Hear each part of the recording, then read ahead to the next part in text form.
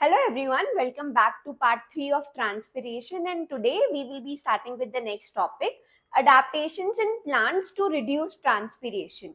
So let's look at various adaptations to reduce loss of water in plants. The first one is sunken stomata. You remember the major structure in plants responsible for maximum transpiration. Maximum transpiration happens through which part of the plant? Stomata. So, sunken stomata. What is the meaning of sunken stomata? You remember stomata is present on the epidermis of leaf. Sunken stomata is present in a depression or a pit. Where is this depression or a pit present? On the epidermis of leaf. So on the epidermis of leaf, there is a depression or a pit. And stomata is present in the depression or pit. This is called sunken stomata. Sunken stomata is also covered by hair-like structures. These hair-like structures covering the sunken stomata have a name. They are called trichome. Hair-like structures covering sunken stomata are called trichomes. This is a very important name, the following question for your board exam. So sunken stomata is covered by hair-like structures. What are those hair-like structures called? Trichome. An example of a plant having sunken stomata? Nerium. Both are important. Name the following questions for your board exam. Let's move to the next adaptation.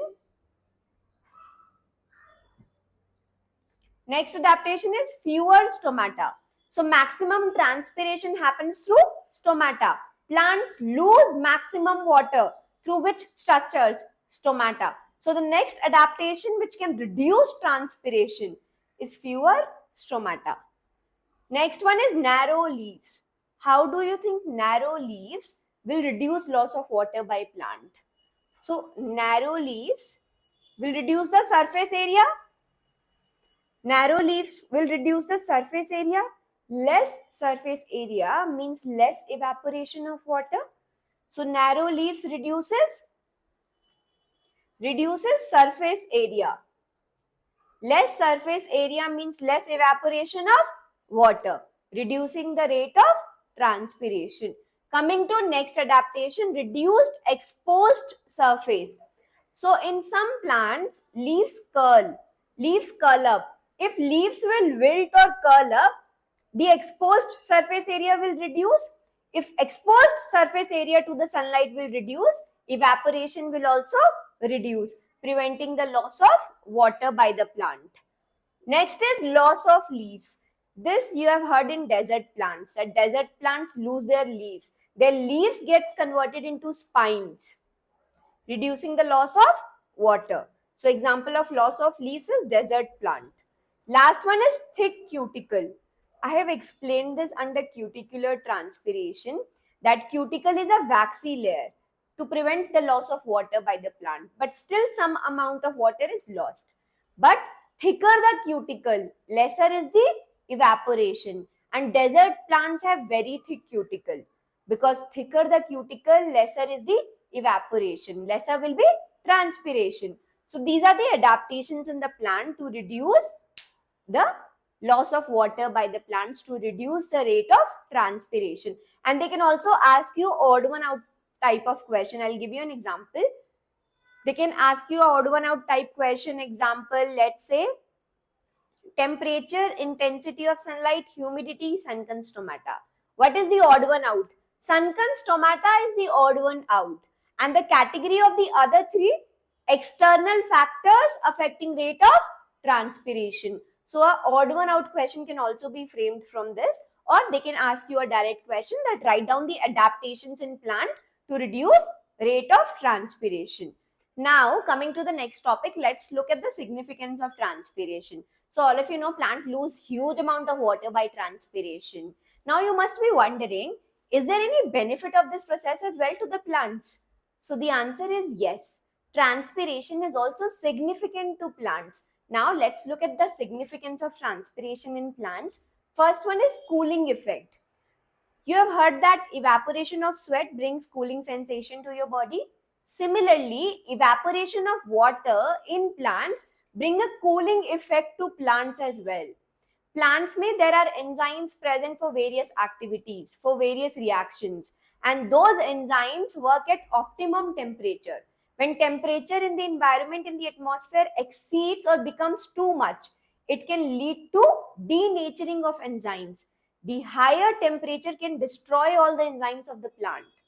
That is why this cooling effect is very, very important to prevent the denaturing of enzymes. And this cooling effect is brought by which process? Transpiration. So evaporation brings a cooling effect to plants as well, which prevents the denaturing of enzymes in plants. Second is suction force. What will happen in plants? Plants will absorb water from the soil. Plants are absorbing water from the soil. Plants are continuously losing water in the form of water vapor. By which process? Transpiration. By the process of transpiration. So what is happening in plants? They are continuously absorbing water from the soil, but they are also losing water in the form of water vapor by the process of transpiration. So यहाँ पे in the lower parts of the plant, water concentration is more. In the higher parts or the upper parts of the plant, water concentration is less. And what is tendency of water molecules? To move from their higher concentration to their lower concentration. So water will start moving from its higher concentration to its lower concentration. And along with water, what will also move upwards? Minerals. So this suction force, this pulling force, which is created because of transpiration. This suction force or this pulling force is created because of transpiration, because plant is continuously absorbing water from the soil, but the upper parts are continuously losing water in the form of water vapor. So upper parts have less water concentration, lower parts more water concentration, and water always moves from its high concentration to its low concentration.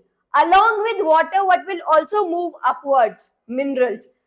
That is why this suction force, which is created because of transpiration, also helps in distribution of water and mineral throughout the plant. So that was the next significance. Distribution of water and minerals. Distribution of water and minerals in plants. Is this clear? So what is the significance of transpiration? Brings the cooling effect to the plants, which will prevent the denaturing of enzymes. Second, suction force. Continuously absorbing water from the soil. The upper parts are continuously losing water because of transpiration. Water tendency. They move from their high concentration to their low concentration. And along with water, what will also move upwards? Minerals. So this suction force, which is created because of transpiration, also help in distribution of water and mineral in plants. Now coming to the next part, some very important questions for your board exam.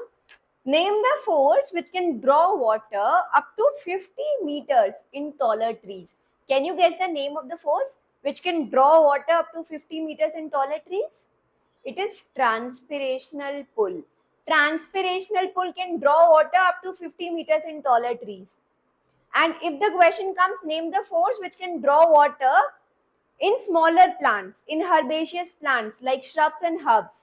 So if the question is to draw the water in smaller plants, root pressure. The force which can draw water or pull water up to 50 meters in taller trees, transpirational pull. There is one more give reason question which is very important for your board exam. Transpiration affects climate, explain. Can you guess how transpiration is going to affect the climate? See, transpiration. What is transpiration? Loss of water in the form of water vapor from aerial parts of the plant. Can I say transpiration adds a lot of water vapor in the atmosphere? True. So how do you think transpiration is affecting the climate? Because it's adding a lot of water vapor, it can bring rain. Example. So the answer is transpiration do affect climate because it adds a lot of water vapor in the atmosphere. It can bring rainfall. Example, and support your answer with the help of an example. There are 3 examples given in your textbook and all the examples are very, very interesting. Example, apple tree. one apple tree can lose up to 30 liters of water per day by the process of transpiration. So, एक apple tree loses around 30 liters of water by transpiration in a single day. Maize plant can lose up to 2 liters of water by transpiration per day. So, because it's adding transpiration is adding a lot of water vapor in the atmosphere, it brings rainfall. This is how it's affecting the climate. Now, coming to the last part of transpiration chapter, exudation. I've told you plant can lose water. If plant is losing water in the form of water vapor, we call it transpiration. But plant can also lose water in the form of liquid droplets. Plant can also lose water in the form of liquid droplets directly. And this process has a different name. What is exudation? Plant can lose water or other fluids. What are the other fluids? Cell sap. What is cell sap? Water plus mineral plus salts together is called cell sap. So plant can lose directly water or other fluids like cell sap. And this process is called exudation. What will be exudate? The fluid which is given out by the plant is called exudate. Is the difference clear between exudation and exudate? Transpiration means plant is losing water but in the form of water vapor. Plant can lose water or other fluids like cell sap directly in the liquid form as well. This is called exudation. Fluids which are forced out by the plant or given out by the plant are called exudate.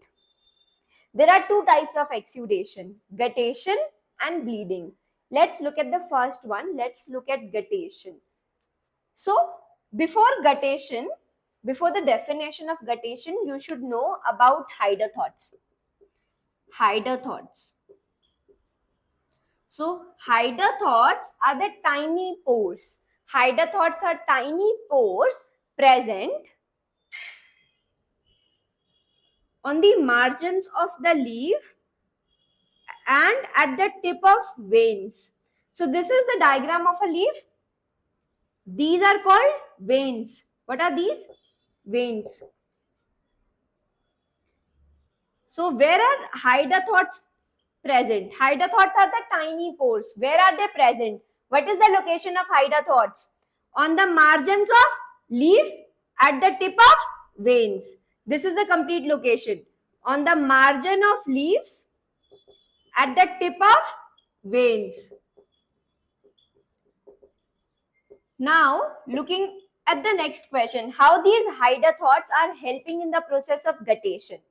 So, guttation happens during early morning or warm humid environment. Guttation में plant loses water directly in the form of water droplets, directly in liquid form. So what is guttation? The process by which plant loses water in the form of water droplets. From where? From the margin of leaves. Because what is present on the margin of leaves at the tip of veins?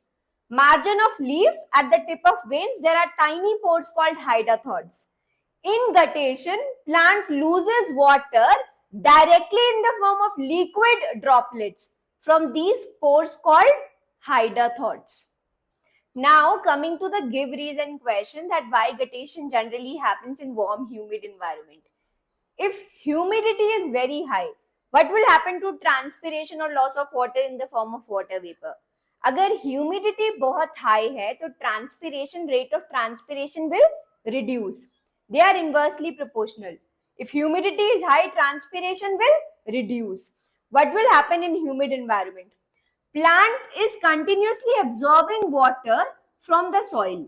So plant is continuously taking in water from the soil. But plant is not able to lose water in the form of water vapor. Plant is continuously taking in water from the soil. But plant is not able to lose water because of high humidity, because of humid environment. This will build up pressure in the plant. This water will start building pressure within the plant. Pressure because of a liquid is called hydrostatic pressure. Hydrostatic pressure. I will repeat it. Plants are continuously absorbing water from the soil, but they are not able to lose water by transpiration because of high humidity. So what is happening? This water is building up pressure within the plant, and this pressure because of water is called hydrostatic pressure. And this hydrostatic pressure will force excess water out directly in the form of liquid droplets from pores present on the margins of leaves. What are the pores? Hydrothods. So what is happening? Plants are continuously taking in water from the soil but not able to lose the water in the form of water vapor because humidity is very high. So this continuous intake of water is building up pressure within the plant. This pressure, this hydrostatic pressure, will force the excess water out of plant directly in the form of liquid droplets. From where? From hydrothods. And where are hydrothods present? Hydrothods are the tiny pores present on the margins of leaves and at the tip of veins. This is the tip of vein, right? At the tip of veins. The example of the plants which show guttation. This is your board question. Banana, strawberry, nasturtium.